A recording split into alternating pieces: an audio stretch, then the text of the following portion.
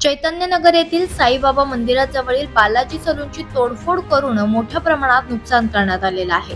Bhagyanagar police station अंतर्गत गुन्हा number 80/2026 कलम 324(4), 352, 351(2) याप्रमाणे गुन्हा दाखल करण्यात आलेला आहे। तक्रारदार केशव सकाराम महाजन हे रोजच्या नित्यनियमाप्रमाणे आपल्या सलूनमध्ये काम करत असताना आरोपी ज्ञानेश्वर जाधव यांनी दारू पिऊन येऊन अचानक जोरात दगड मारून व लोखंडी रॉडनं दुकानाची नासधूस आणि तोडफोड केल्याचं दिसून येत आहे।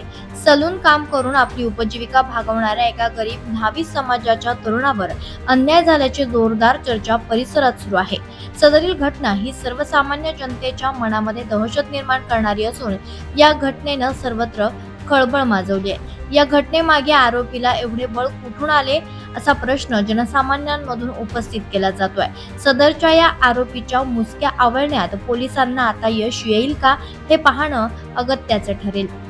दबंग पोलीस जिल्हा पोलीस अधीक्षक अविनाश कुमार साहेब यांच्या कार्यकिर्दीमध्ये असे घडणे म्हणजे सूर्याला आपल्या कवेत घेण्यासारखा प्रकार आहे।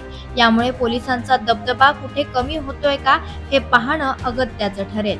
भाग्यनगर पोलीस स्टेशनचे पोलीस निरीक्षक संतोष तांबे सरांशी संपर्क केला असता रात्री 8:30 वाजता सलूनवाला आणि आरोपीच्या भावामध्ये किरकोळ वादातून भांडण झाल्याचं सांगितलंय।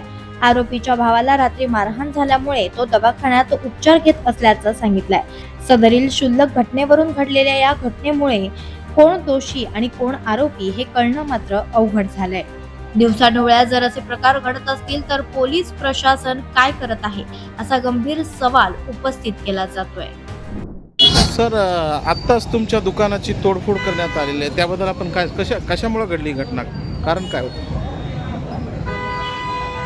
कारण त्याच्या भावाने रात्री मला धक्का मारला, त्याच्यासोबत बाचाबाची झाली। माझ्या भावाला काय हे केला म्हणून दुकानची येऊन तोडफोड केली। ऑटो भरून गट्टू घेऊन आला आणि गट्टू फेकू मारले दुकान। कोण होते दिवसा ढवळ्या हल्ला करणारे? कोण होते? ज्ञानेश्वर जाधव म्हणून काहीतरी नाव आहे त्याचं। गाव त्यांचं ज्ञानेश्वर बाबूराव जाधव। तो पण कुठले प्रॉपर कुठले? दारू पिऊन होता, पूर्ण नशेमध्ये होता। प्रकरण नंबर 6. अच्छा, आणि रोडवर किती वाजता घडली घटना? 9:30 सकाळी 9:30 वाजता। पोलीस स्टेशनला तक्रार वगैरे केली का?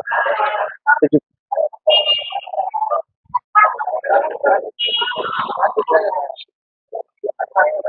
अज्ञात आरोपीच्या विरोधामध्ये या ठिकाणी FIR आहे की दिवसा ढवळ्या अत्यंत नांदेड पोलिसांची दहशत आहे की नाही असा प्रश्न उपस्थित केला जातो।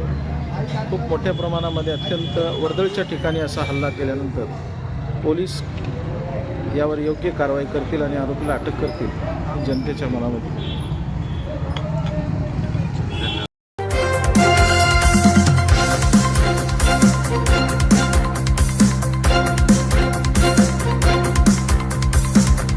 समाज साधना न्यूज, समाजहितासाठी सदैव अग्रेसर।